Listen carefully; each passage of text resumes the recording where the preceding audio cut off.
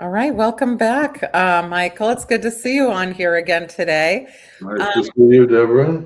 I'm excited to have everybody else join us today to talk about continuing care for anybody who doesn't know who we are. My name is Deborah Heiser. I'm an applied developmental psychologist. I write for Substack, and my column is called The Right Side of 40. And Michael Friedman also writes for Substack, and he writes One Very Old Man. Michael was the founder of the Geriatric Mental Health Alliance and has been in the field as an advocate for aging and mental health for like 50 years. So the two of us have come together after several years not being in touch and reconnecting over our writing and about midlife and about old age. And so each week we come back together live to talk about a topic. And today we're talking about continuing care. So, Michael, you want to kick it off? Well, I think that the fundamental question that people face as they age is, where am I going to live? And some people say, well, I want to just live where I live. And in fact, there's a major theme out there, which is called aging in place. And many people who are geriatric advocates talk all the time as if what people want is to age in place, meaning that they'd rather not go to an institution. That, of course, is false, because there are a tremendous number of people who would rather move to Florida, or would rather move to Arizona, or would rather move from their big house to an apartment where they have various kinds of services available that will make life easier for them. So it is simply not the case that everybody wants to stay where they are. Right. And so, I mean, I always argue that we should drop this notion that we're advocating for aging in place, and we should instead be talking about helping people to age where they want. Uh, so,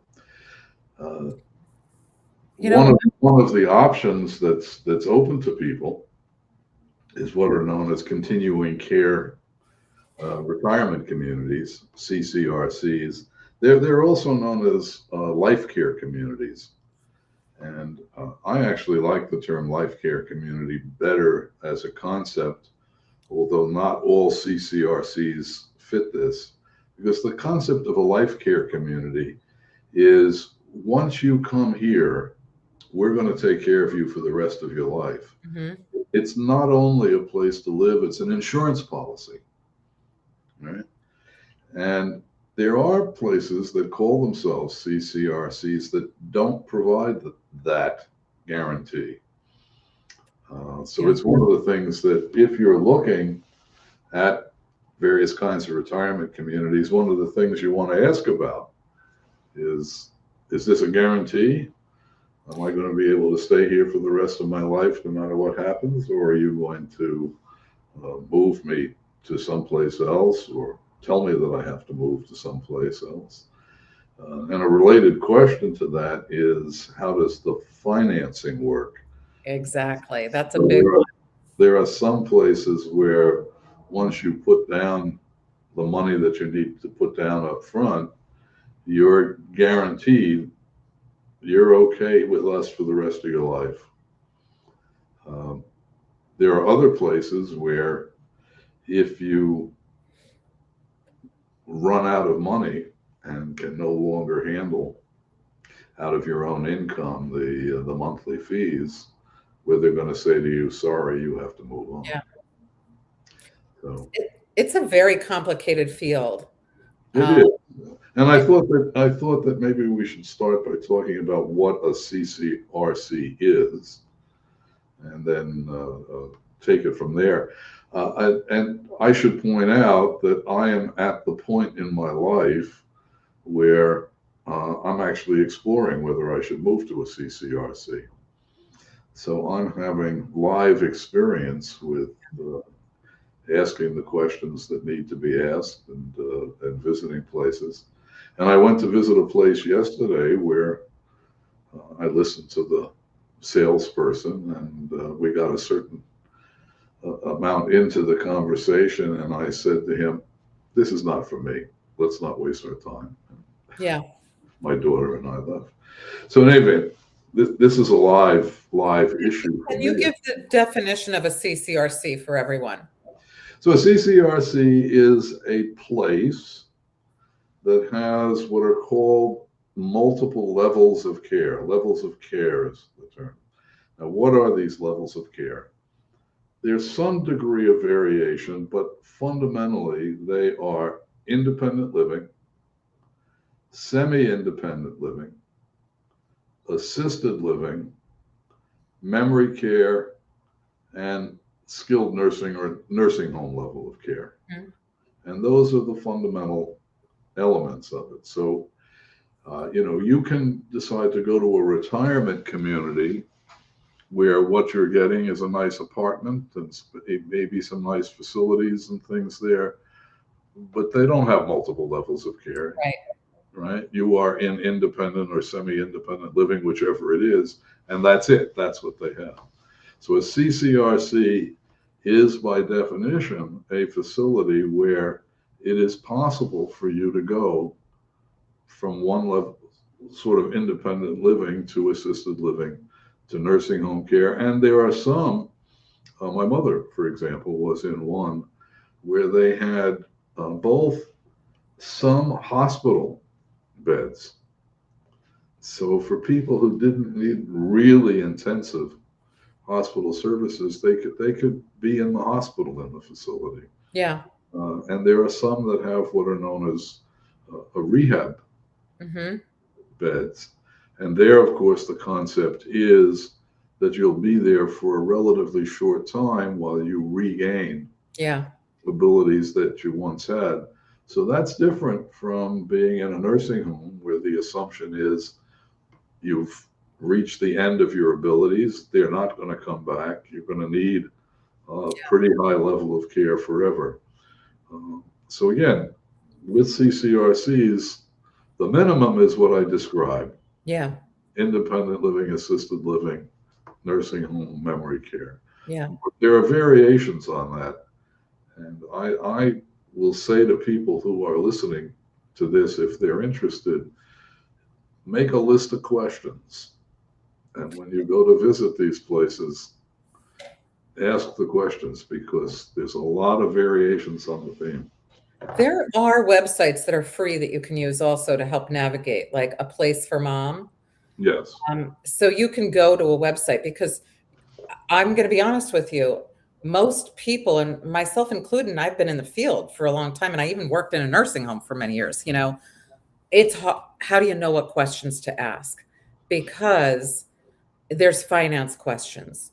There are, the Medicare questions, Medicaid questions, that are, you may not even know what's included in the care. What should you expect?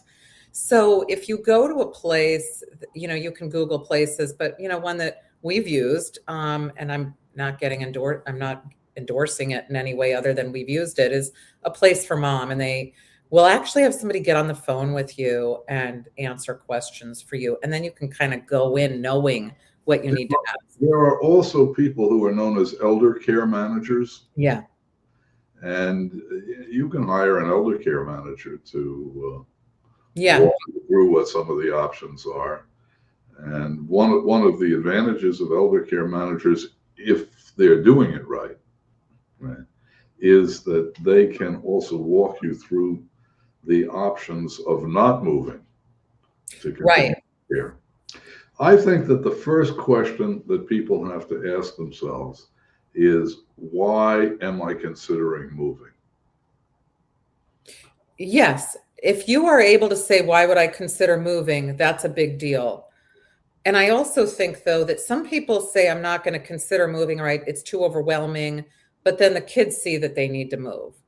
Yes. Well, so it might be that you say, hey, I've got it all, but things aren't happening. Like the yard isn't being kept up if you're in a home, or there are things that have to be done that aren't able to be done, and the kids don't live nearby, these kinds of things. So it ends up oftentimes being more than one more than just the personal decision of I want to move or I don't want to move. But I think that's a very important point.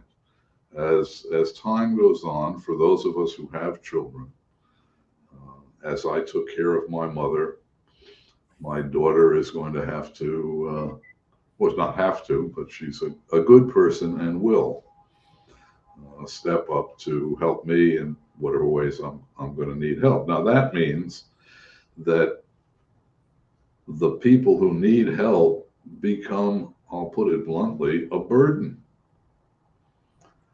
And so one of the major reasons that people have for leaving wherever they are and going to a continuing care community is because they need some level of care. Right? They can't totally manage on their own. And they decide, I really don't want to be a burden to my children. that can be the case. Or the children might say, hey, this is too much, and have that conversation. But, a lot of times people think that they don't have options. And there are options in the home. If you're a veteran, there's so many millions of veterans. You can get a lot of services through the VA, in-home services. Yeah. And that's something that I did not know as much about, but have learned much more since, that you can get nursing care. I believe you can still get palliative care in maybe not. There might have been some rule changes. The other thing is there are always rule changes. But there are a lot of services that you can get: house cleaning. You can get, someone to come in to help with bathing 2 to 3 times a week. These kinds of services, a lot of people don't know about, and they exist. But you can also, if you're not a veteran, you can also, like you mentioned, get a care manager, or you can go on a Place for Mom, find out what the basic questions are that you need to ask. But every place is very, very different. So you may have in your mind, this is what I want. And you may find that that's not what you really need. What you need, you find after you've gone to see a few places or talk with people. You might, a lot of people think, I'm just going to go to the lowest or most minimal area, that, the place that has the least amount of support. And they find that they really need a little bit more support. And that support could be things like, you need a housekeeper. You need somebody who's going to come in and do, some things for you. Maybe you don't want to cook. So let's suppose a housekeeper, because it's interesting that many of these places, we should talk about what's meant by independent living, but in many of the places that provide independent living, they will provide house cleaning a couple of times a week, and they'll come in and take care of your laundry once a week. In other places, you have to pay extra for that. Yes, that's true. So whatever the monthly charge is, you've got to ask, what does that cover? Yeah. And make sure you know. And in some cases, it's astronomical. The price is really a lot of money. And so, a lot of times people say, well, I'm going to sell my house, my apartment or whatever, and I'm going to, move into one of these. And then it's great. You can pay it. But if you don't have that option, it can be very difficult to find one that you really like if you don't know what questions to ask, because you don't know what options there are. They're expensive. They're very expensive. Yeah. So for people who are able to sell their homes, they can probably, through the sale of their home, raise enough money for the buy-in, which can be hundreds of thousands, or in larger places, it can go over $1 million. Yeah. Just for the buy-in. So, in the financing, there are multiple models of financing, but there's 2 fundamental components to the financing. One is the buy-in, and the other is the monthly charge. So you have to be able to come up with whatever that number is. Now, the places that I'm familiar with, I'm sure it's all places, the buy-in varies with the size of the unit. So if you get a studio, it's a couple of $100,000. You want a 2,000 square foot, 2 bedroom, 2 bath, plus a den, then it's over $1 million. So that's one piece of it. Then there's the monthly maintenance charge. And the monthly maintenance charge in many places will go up year after year. Uh, the other thing to add, well, okay, so those are the two basic components. For the buy-in, there's a question of, do you get any of that money back? And in the original models, you didn't get money back. You put up whatever it was, and you were essentially buying an insurance policy, paying for it up front, and you then had a guarantee they would take care of you in the different levels of care. But if you left or died soon after you moved in, oh well. Yeah. Nothing came back. And that proved to be quite unpopular. Yeah. I can So that imagine. now there are some places where you have the option of paying an amount where you won't get anything back, or that you'll get the numbers I'm making up now, 10%, 20%, 35%, 50%. And commonly these days, people want to be able to get 90% of their money to go to their heirs. Yeah. Well, in the ones that I have seen, and I'm sure this is just generally true, the more money you get back, the more money you have to put up. That makes, yeah. You know, if you've got $1 million to spare, then you can put the $1 million up and your heirs will get 90% of it back. By the way, not inflated.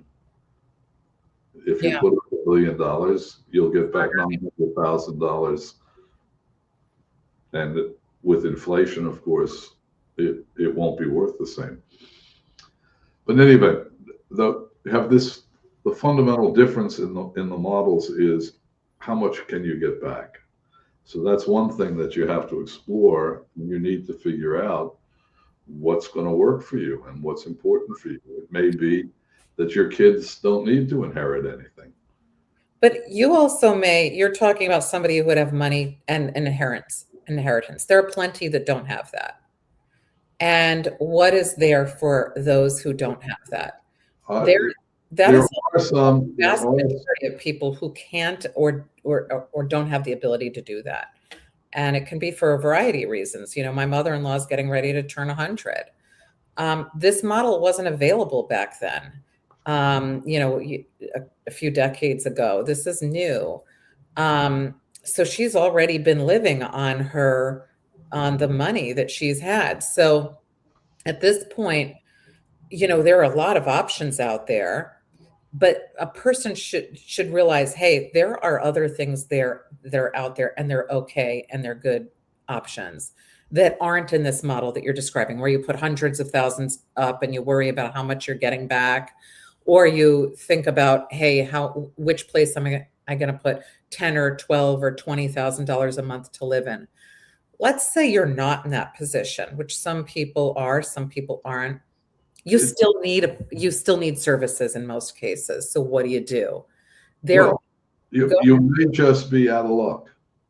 No, that's not true. You know, but we really should be frank about this.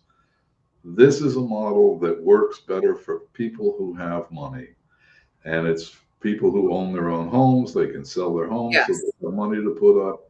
This is not a model that works very well. Yeah. For people who are poor.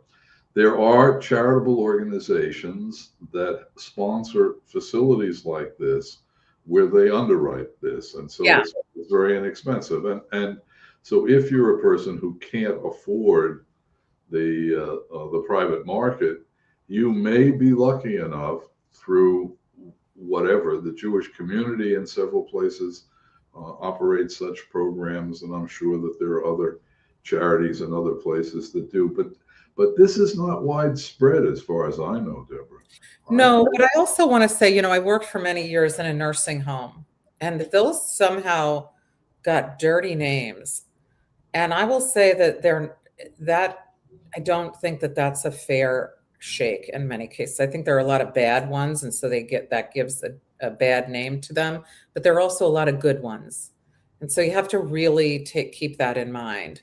And again, this is not for somebody who's able and can move around and do things and has a lot of capabilities. But if you're somebody who can stay in your home for as long as possible until you absolutely must have care that you have outlived in your home, that is not something that you should write off and say, I can't do that. That's not for me, because there are places that are actually good, that are nice. I've been in a few of them. They're really home-like. I had to have my in-laws come to those because they needed rehab. Um, and they liked it. They felt comfortable. They felt cared for. They felt the difference is, I think that a lot of people feel is when you go into some of them, they don't look luxurious. They look more institutional, and that's very off-putting to people. So the ones that you're describing look like homes. They're nice. They look like nice hotels. My mother-in-law lives in one right now. It's beautiful. Well, the other question is, and I can't say I'm fully up to date. Nursing homes have gone through a process of reform over the years. Mhm. But I immediately think of my aunt, who was in a nursing home where she was either in a room with one other person or a room with two other people. It varied from time to time. She had a very small closet where she could keep a few items of clothing. She had, I remember it distinctly, a radiator next to her bed where she could put up a few pictures, but she had no wall space and she couldn't put up pictures. And she was not able to have a personal space. Mm-hmm, mm-hmm. And, Yeah, and I think that's a very big deal. I In, agree.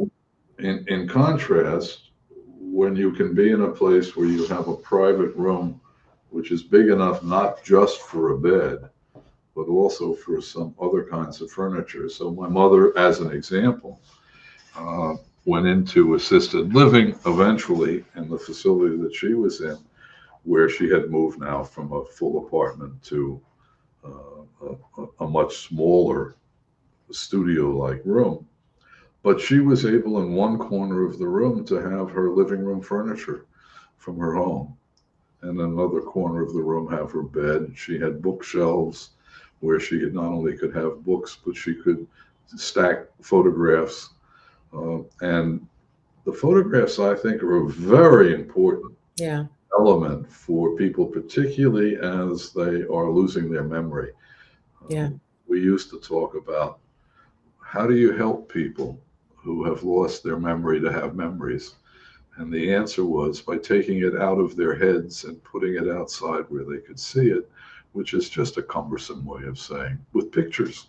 Yeah, that's true. They have now these picture frames that have the digital photos, and you can download new ones um, Right. into it all the time, which is very helpful. You don't have to put up, rows and rows of photos anymore. You can now have one of those that rotates, and a person can watch it like a television in a way. So let's go back and talk about why people would move. Yeah. All right. Now, obviously, there are some people who move for climate. There are some people who move because of family. So I, for example, now live in Baltimore. Why do I live in Baltimore? Well, my daughter and my grandchildren are here. Otherwise, I wouldn't have come to Baltimore. And that's typical that older people follow their children. Uh, but for CCRCs, the question is, why would somebody choose to move to a CCRC? And there are any number of answers to that. One of them is, geez, the house is just too much for me now. Or even the apartment. I I mean, today my sink clogged up. You really want to know this, of course. Well, but I had to get a plumber to come in here. Yeah. And I had to do that. If I were living in a CCRC, I'd pick up the phone and call whoever it is that takes care of that, right? And then it just gets taken care of. So life becomes much easier in these kinds of facilities. And uh, that's one of the reasons that people move to them. Another reason that they move to them is because they need or anticipate needing uh, more health related care. So I visited a place yesterday. I told you I'm in the process of doing this now. I've visited a couple of places. In one place, I asked, well, what happens if I get sick in the middle of the night? And the answer was, well, we have nurses here around the clock, and they said you'd call the front desk, and the front desk would get the on-call nurse, and something would be done that was based in the place. The other place, I asked the same question. They said, well, if you called, we would send somebody from security, and if they thought it was really a problem, they'd call 911. Very different. Very different. And for me, for whom having medical care is really important because I have a lot of chronic medical conditions, that second model makes no sense. Why do I need them to call 911? You know? Yeah. I can wear a pendant and push a button, and 911 will come. It's so if in fact a reason for moving is because you need or want to have a certain level of medical care, you need to ask questions. Is there an on-site clinic? Who staffs the on-site clinic? What are the hours of the clinic? What happens after hours? And these are all questions that you need to ask. Now, another reason that people move is social. So if you are, as I am, a widower, but even if you're married and you're living in a house, well, you don't necessarily have a lot of contact with people. And so being able to develop social connections that are readily available. So if you're an independent living of the sort where you take one meal a day at least in the restaurant, you're going to have contact with people. Yeah. That's built into the place. And of course, these places all have various kinds of activities and clubs and so forth, so that a very good reason to move to such a place if you are in a situation where you are lonely and you don't have that much contact with people you'd like to have contact with. A very good reason is because you could have that kind of contact. But now you need to ask other questions. So the place that I visited yesterday, the restaurants close at 6:30. The other place was open, had a pub, it had. But when I think about being in a place where I'm going to be in a room by myself, or if my wife were still alive, with my wife, but there's no place to go after 6:30. Right. That's a whole different thing from being in a place where there's actually a place that you can go to hang out with people afterwards. Right.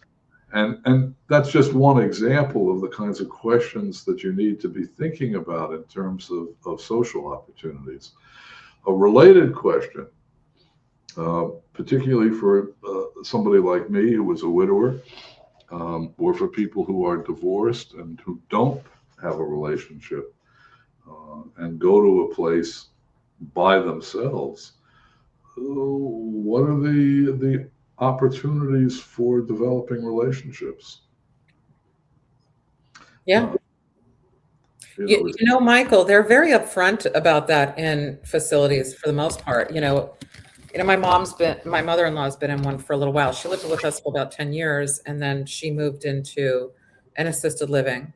And they asked when she moved in, would you like to be introduced to some men? And she said, well, I'd like to eat maybe some meals with men. That might be nice. So she was able to sit at a table that had men and women at it. But people date. That is not at all something that people do, is a taboo topic to talk about. So if a person is thinking of moving to one and they're thinking that they want, romantic relations as a potential, that is something you can talk about. That is not a taboo topic. So when you're asking questions, you can ask about that. I think that's very important. Because that is very important, certainly to many people who are single, whether they've always been single or they've become. Why would it not? Why would it not? I Right. think that people get that, and that's not, whenever I go to any assisted living or any place like that, I see that there are lots of people who date, and it's nice. They sit together, they do things together, they have relationships. It's wonderful. So if people are feeling at all uncomfortable about talking about that, don't. Nobody else is uncomfortable about talking about it.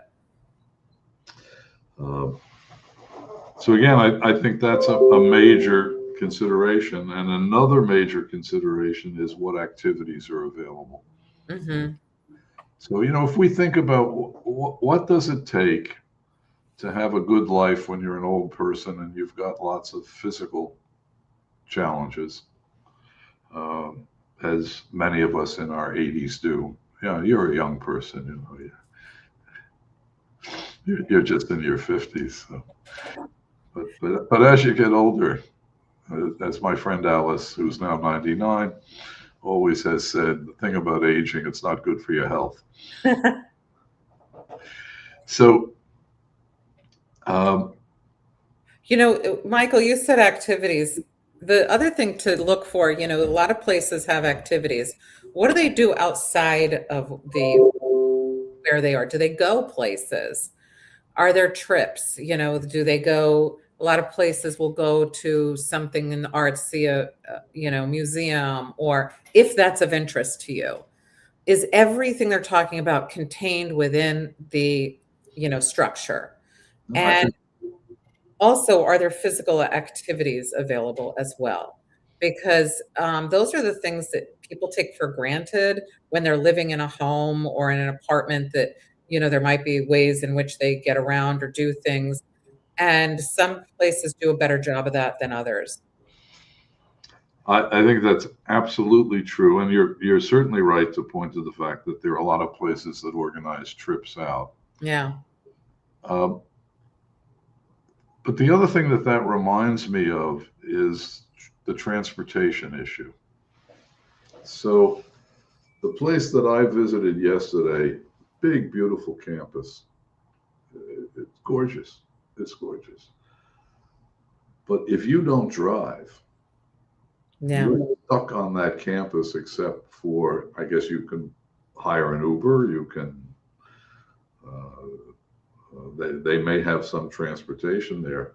Most do. Most have a car service that will take you to grocery shop. It's like a nice car, and so most have that, more than don't have a car, but people don't realize to ask about that. They have a car that'll take you to a doctor appointment or whatever. So I don't know about that one you're talking about, though. Well, again, I've visited two different places. In one place, they provide transportation to all doctor's appointments. Yeah, that's good. In the other place, they want you to use their clinic. And if you have a doctor's appointment outside, they'll provide transportation, but you have to pay for it. You bring up a good point with the clinic and the doctor. A lot of people don't realize that it's accessible nowadays to have a concierge doctor. And so That's another consideration because you can call or text a concierge doctor in the night. They often do visits to your home. There are often concierge doctors who are affiliated with some of these, who will have many patients in some of the facilities. So that's a very, that's just one of those things that you might want to consider because um, a lot of people feel like they want their personal doctor. They don't want to go to a clinic in a place. And you may have the option that you could say, hey, I'm gonna have a concierge doctor instead. And that's certainly something that you want to explore before you put Yeah, you want to do that before. You want to before. make sure you like your doctor first. We want to get clear about that. So again, my mother, as an example, uh, got her medical care at the facility where she lived, and she got very good medical care. Yeah. They were really terrific. But Yeah. that's not true every place. Yeah. And it's something that you need to sort out beforehand. Uh, the other, I just want to come back to the not driving. Mhm. That's a very big deal, not driving. Yeah. And uh, I don't know that I appreciated it that much.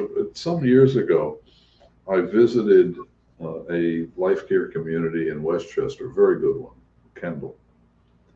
And a friend of mine who lived there, who happened to be a psychiatrist, was part of a group that the residents had organized to talk about preparing for death. Um, that's a tough topic.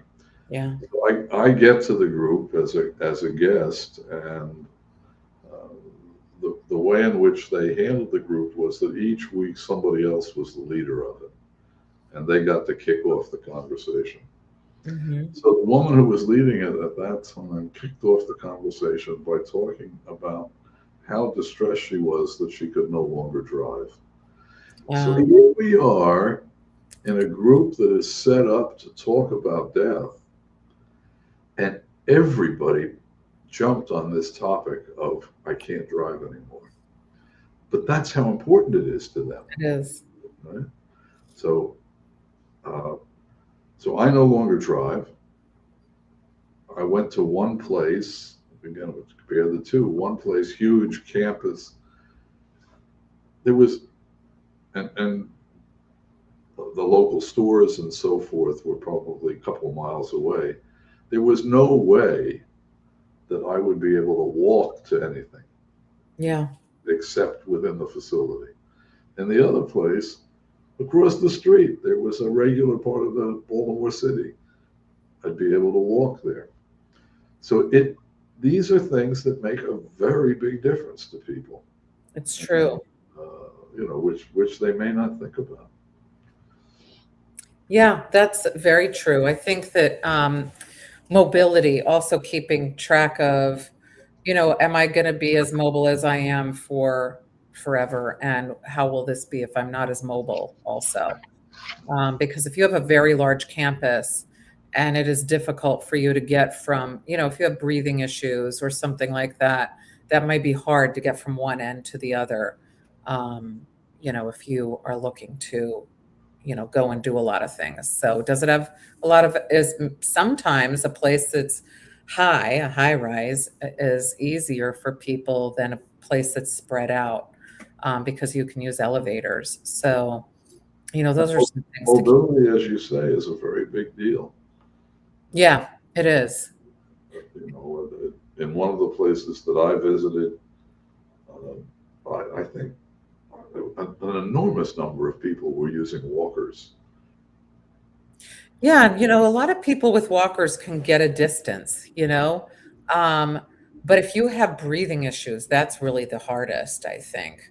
If you have COPD or something like that, and you're not able to move around without your oxygen, and even a walker would be tricky for longer distances, those are some things to just keep in mind because you may want to have shorter distances that you walk to wherever you're going. And, different parts of the country have different layouts.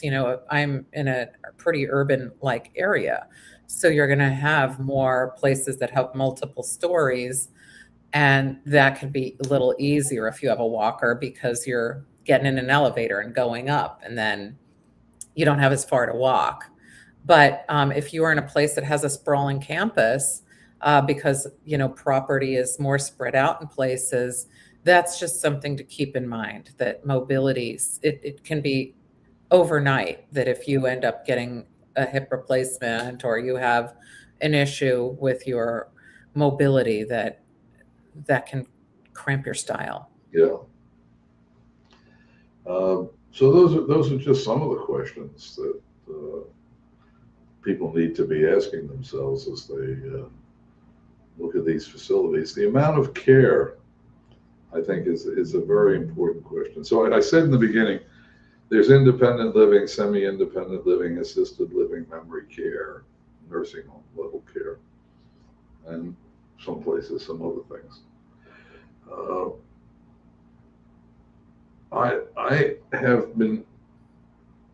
I rarely hear from the people who I talk to about this, about semi-independent living. They call everything independent living. But there's a real difference between total independent living and semi-independent living. With total independent living, you get nothing. Yeah. You're just living on the campus. Right. That's like a 55 plus community, but that, it's more contained. Right. And you can go to the restaurant there and you can probably participate in some activities and so forth. But that's not all just built in. With semi-independent living, there's an expectation that you're going to take one meal a day communally. There's an expectation that there'll be laundry service, that there'll be cleaning service. It may be at extra cost, but there's an expectation that that will be provided. Yeah. There's an expectation of there being some degree of home health care. So again, in the facility that my mother was in, and they were terrific. They had people who came to the home pretty much whenever it was needed. And it was entirely clear in the place that I visited yesterday that they didn't have that. You could buy it. Well, you can buy it outside. You don't need to, right? Yeah. Yeah. But there may be other. This place that we visited yesterday is a lovely place, and it's very popular. People enjoy living there, but I think what they're looking for is less care and more having an alternative place to live where life is easier. Yeah. Live on your own.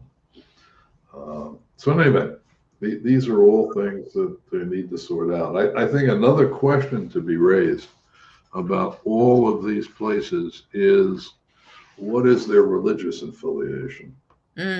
You know what? That's a good point, because people often don't think about that. And then it's hard to worship how you want to worship if you're not in a place that has that available. Now, I probably these days, and I haven't checked this out, but probably these days, places that were once religiously sponsored now claim to be non-sectarian. And there are legal reasons why they would do that. But I've seen any number of places. One was originally Lutheran, another was originally Catholic, another was originally Jewish. And now, well, no, we have no religious affiliation. Yeah. Maybe. You need to ask questions about, if there's a chapel on campus, for example, is there some sort of expectation that you're going to use the chapel? Are the people there people who are more rather than less religious? And is that something you're looking for? You want to be with people who are religious? Or do you want to be with people who are less religious? But understanding the population that is in these places, and what some of these expectations are, is another area that needs to be explored. That's true, and I think a lot of people don't think of that off the top, but it also comes down to, people don't realize that until the holidays roll around and they say, "Hey, I'm not seeing things I'm used to," or "I am seeing things that I totally am not used to." And so that's an important thing just for the feel of the place too. If you're looking for something that you've always had or that you're comfortable with, you may want to make sure that that's available when the holidays roll around, that whatever your holiday is. Well, that's a very interesting. Yes, that's very important. That's very important. Yeah, I think that because the in between the holidays, people don't think about that, and there's that expected feeling that you're going to have during the holidays, and you want it to match wherever you live. That is there for you. It that people don't all have to be doing it, but that at least you see or feel whatever that cultural tradition is that you have for your holidays. So those are some of the questions to ask. Yeah, they are. Uh, and of course, as you pointed out some weeks ago, deciding where you're going to live is a very important question as you approach retirement. Yeah, you And should be. I would emphasize what I said earlier, and that is people talk in our field of geriatric advocacy, there's a constant push that people should be able to age in place. And as I said before, that's just a mistake. I'll tell you quite honestly, I've seen so many people who age in place and it's painful to see because they can't keep their house the way they'd like to because they don't have the mobility or the ability to do it. And they're not able to get their food made the way they want. They're not able to do the ADLs, which is, any of your daily living skills like bathing and things because they need that help. So when a person feels like aging in place is better than aging somewhere else, it isn't always the case. And there are nice places that exist. It's an important thing to just know that you're not you are not keeping someone from a good life if they need care and you need to have them move somewhere also. Like So, I tell my children, I have thought about this. I've said to them, I don't want to age in place. As soon as I can't keep things up, I want to go someplace. I'm not afraid to move into a nursing home. That isn't something that bothers me or worries me. I'm okay with all of that. So I think that, and I've been pretty explicit with that because I've worked in a nursing home. It's not like I'm saying that and I don't know what it's like. So I feel like it's okay to have in your mind that there's not a right or a wrong, and that you can be flexible in your thinking. I think that the question about nursing homes is not about them as nursing homes, as skilled nursing facilities. The question about them is their institutional nature, Yeah. and the quality of the living space. Yeah. Those are two things that are not great. So there are, of course, some nursing homes where just because you have RNs, it doesn't mean that you have to be in a space which is too small, not private, and so forth. Yeah. So Yeah. So you have to look around and see what you want. And there are oftentimes trade-offs though. I can't tell you how many home visits I've gone to places and I said to myself, this is not as good as living in a semi-private room in a nursing home, because if there are mice or vermin or other things and it's, not sanitary, you have to weigh things out in some cases when you're thinking about facilities, and there's no shame in it. but one of the other considerations you had talked about earlier, and that is having care in your home. Yeah. And all of this varies from person to person, but I always think about a lovely woman who lived in the apartment house that I lived in when I lived in Westchester. Uh, and she was very wealthy.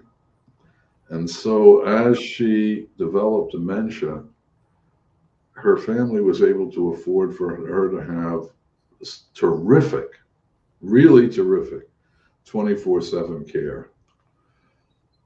But she never left the apartment again except to go to the doctors. Yeah, that happens a lot. That happens a lot. And she really would have been better off if she had been someplace where she could have had some contact with other people. Yeah, it's a very you're right. I think that this conversation, here's one of the things that I think is good. When I started in the 90s, there were no real options. There are so many options that now it's overwhelming. So all this good stuff that we have, it's overwhelming to which option should I choose and how should I go about this? That's a good thing, but it's very overwhelming. Because before there was the option of nursing home or nothing. And now that we have more options, I think that if we can get ourselves familiarized with them earlier and know what exists, it's much, it's not going to make the decision easier, when you're looking at all the places, but at least you don't feel the overwhelm in the same emotional way. Like, am I doing the right thing emotionally? Am I doing the wrong thing? Am I a bad person for wanting to not live in the home or things like that? Am I taking away the inheritance from my children or things like that that people worry about? Well, and that's worth worrying about in some cases. If we're talking about nursing homes, the huge problem is that I guess some people have long-term care insurance, but very few. And long-term care insurance will cover you in a nursing home for some period of time.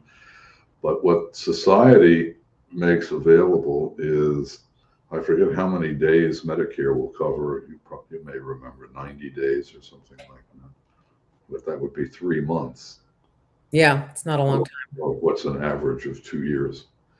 And after that, what society makes available is Medicaid, but you have to be poor to qualify for Medicaid. So that means that people do have to spend down whatever income they have and whatever assets they have in order to get their care covered. And that can be a huge issue. It's a huge issue for married couples. I confess I'm not fully up to date on where that stands, but there has been a significant question over the years about marital responsibility. Yeah. So, if your husband becomes demented and needs to be in a nursing home and you don't have enough of an income that you can just cover it, which would not be surprising, it's quite expensive. He has to be poor to qualify for Medicaid for sure. Yeah. But do you also have to be poor? That's a complication that I don't know about. I do know that you can get services in the home, but you really have to talk with an expert about that. That is something that eludes so many people. Plus, when you're looking at maybe, a lot of people with someone in need in the home, the caregiver takes on a lot of it, but you can get resources. But people don't realize that, gee, was the person a veteran? That offers resources oftentimes. Am I religiously affiliated with an organization that often has additional resources available to you? There are oftentimes, community resources that people don't realize are available to them. And so they go underutilized just because people don't know that they're there. So finding out about that can be tricky. But like you mentioned, there are geriatric, social workers who can help, but there's also like a place for mom that you can go on and ask. Well, there are also local departments for the aging. Yeah, that's true. Now, wait a second. The area, I'm just blocking on, but in the federal structure of the Older Americans Act, every area of the country has to have an area agency for the aging, I think is what it's called. And all of them have information referral services. Yeah. But I think it is remarkable the number of people who don't know that they can pick up the phone and call their, whatever it's called, a local department of the aging, or they have other names as well. And they can talk to somebody who can tell them what resources are available. And there are some communities, Baltimore is one of them, where they have a telephone number that you can call, 311. Yeah. Yeah, you can call 311 and resources will be made available. Like you can ask them for where you should call as well. Yeah. That's good advice. So you and I started a little late today. So it looks like we're ending right about the right time, but Okay. I always like chatting with you and I look forward to next week. We'll have to figure out what to talk about next week. Yeah. My post tomorrow is on loneliness. It's called Loneliness After the Loss of a Life Partner. I'm looking forward to reading it. And I just want to let anybody know, check out Michael's Substack, One Old Man. And you can check out mine, The Right Side of 40 on Substack. You can also check out The Right Side of 40. I write for Psychology Today. You can check that out too. But I hope you'll find us on Substack as well as here on YouTube. Have a great day. Good to see you. Good to see you. Take care. Bye.